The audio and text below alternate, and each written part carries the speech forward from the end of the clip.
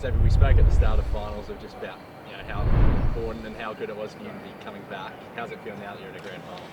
Yeah, it's a pretty cool feeling. It's looking back at all the hard work we put in and all the sacrifices. I've touched on it a fair bit post game, but it's a really good feeling. Playing in the first grand final and a fair few of us boys our first grand final. So pretty exciting times. We're really looking forward to it.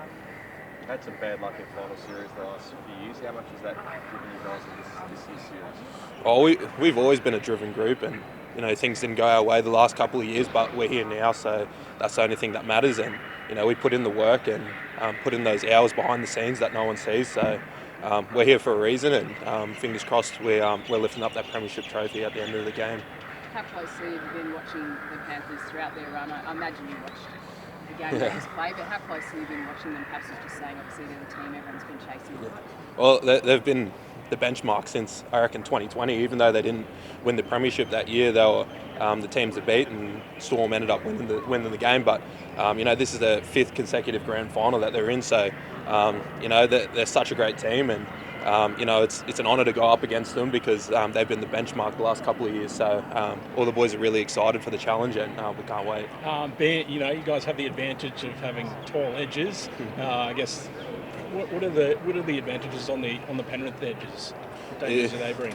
They bring a lot of dangerous sort of traits, and it's not just the edges; it's the whole team. They work together, and it's pretty similar with our sort of team. Each of their players does their role, and it makes everyone's job easier. So the edges bring a lot of strike, and out of the backfield, their carries are elite, and it's their whole team working collectively together that makes them so dangerous. So they're a really, really tough team to beat, and it's a challenge for us. Is that an area you go to in this grand final? You seem to have success, on the edges the 2 times you played them this year.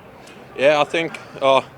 I wouldn't say that. I think it's just more of a battle. Your opposite number that you're coming up against, you want to win that battle, and if everyone wins that battle, then you make the job a lot easier. So, like I said, it's going to be a challenge, but everyone's up for it here. Xavier, I know his case is being heard tonight, but how big a loss would Nelson be if he doesn't get off?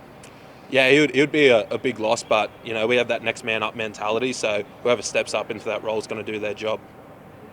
We're going to your old school this week.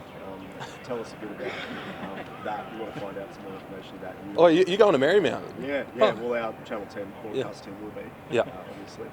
Tell us more about that experience and also how far you've come since school.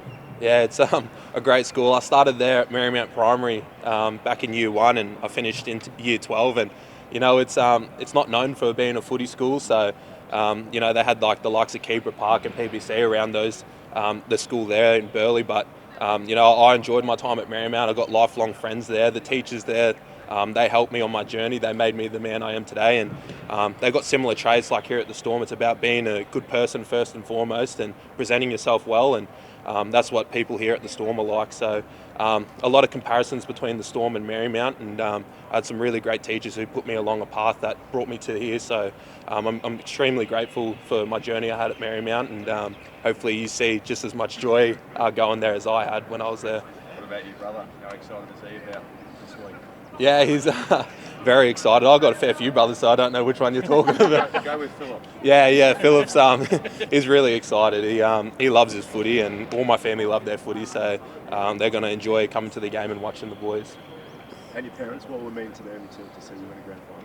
Yeah, it's massive. They work countless hours, putting food on the table, taking me to training sessions, making sure that I was in the best shape that I possibly was growing up, and put me in best sort of stead to get me into this sort of team. And it's a pretty cool feeling to repay that back to them. They get to come to a grand final and hopefully watch us win a premiership. And it was a big decision for you to leave the Broncos, but when you look back on it and you finally reach that grand final and get to play in it, does it all make it worth it?